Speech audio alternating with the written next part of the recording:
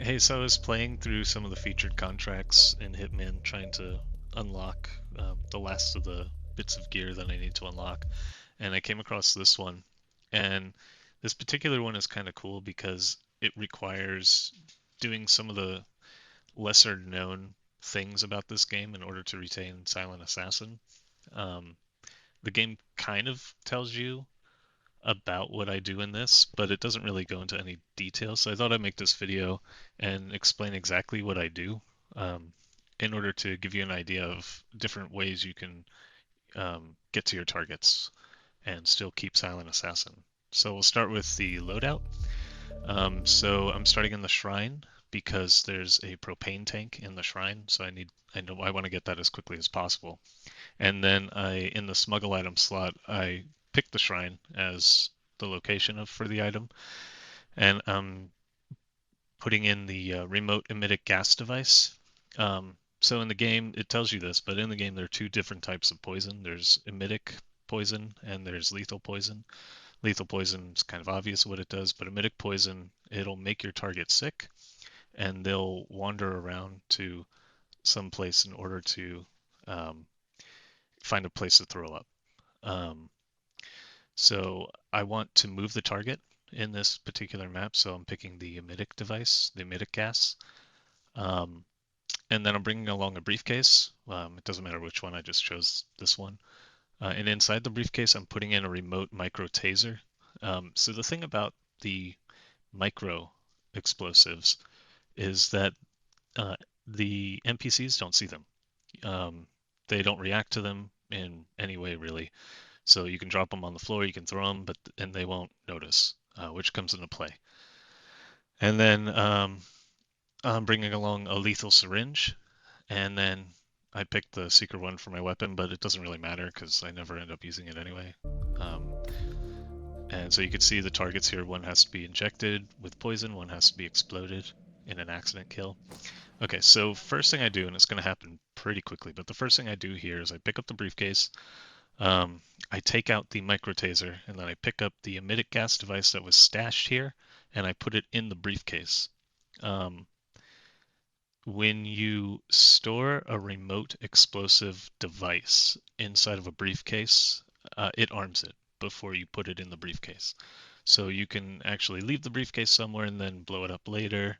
Um, but what I end up doing here, and it's specific to the emitted gas device, is I just hold the briefcase and blow it up in my hands, and that way I can kind of target exactly who I want to make sick, and no one is suspicious of it because of reasons. But yeah, so anyway, take out the taser, put in the gas device, and then I grab the propane tank, and then I move on to the targets. See, here's where I arm the device, and then I pick up the tank.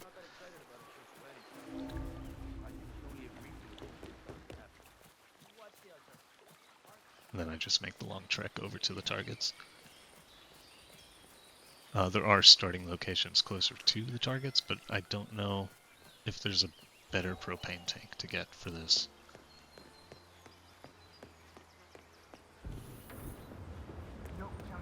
So anyway, yeah, that hiding things in the briefcase and the little trick with the emitted gas, that's something the game doesn't really tell you about. But it's something you can definitely use because there are briefcases in different maps. So here's where I set up the kills for the target. So the one on the left, what I end up doing is I throw the propane tank on the ground, and this primes the propane tank. What I mean by priming it is it pops and you can hear it start spewing, explosive gas. And then I drop the micro taser right on top of it because something the game does not tell you is that taser devices, micro or the larger ones, they can blow up propane tanks if you prime them. So, so yeah, since the micro device isn't really noticed or doesn't do anything with the NPCs, I drop that one and they just go about their business like nothing is going on. So that's where I drop the device, the micro taser, and then here I bump into these guys to split them apart, and I use the emitted gas on my target here, standing far enough away to get just the target and not the other guy. And then I go to wait, because I know in this particular map, if I use the emitted gas in that area, the target will go to the trash can that's behind this black truck. And you can see she's coming up. I dropped the briefcase here because dropping a briefcase is a good way to move guards. I don't know if this step was necessary, but I wanted to get a guard out of the way just in case, so I have another chance for no one seeing me assassinate the target.